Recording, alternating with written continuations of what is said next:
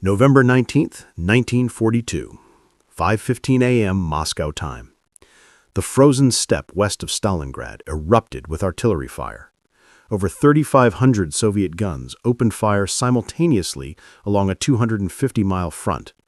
The barrage was so intense that German soldiers in forward positions couldn't hear their own screams. This was the opening of Operation Uranus, the Soviet counteroffensive that would encircle the entire German Sixth Army in Stalingrad. But this story isn't about that morning. It's about what happened later that same day, in a bunker 40 miles behind the front lines, when a group of German staff officers finished a set of calculations and realized with absolute mathematical certainty that they were doomed. Not might be doomed, not probably doomed, were doomed, and there was nothing they could do about it. To understand how German generals came to this horrifying conclusion, we need to go back 4 months. In July 1942, the German summer offensive in southern Russia was going well.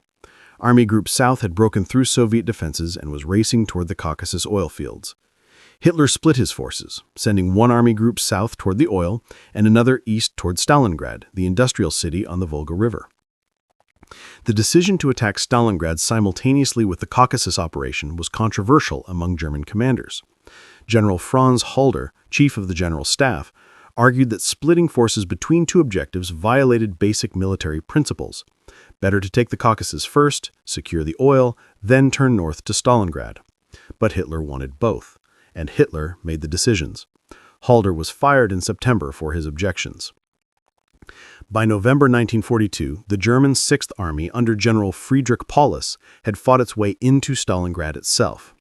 The battle had devolved into brutal urban combat, fighting block by block, building by building, sometimes room by room. German soldiers who had successfully blitzkrieged across France in 6 weeks were now spending weeks fighting for control of a single factory. The casualties were staggering on both sides. The city was a moonscape of rubble and corpses. But Paulus kept pushing.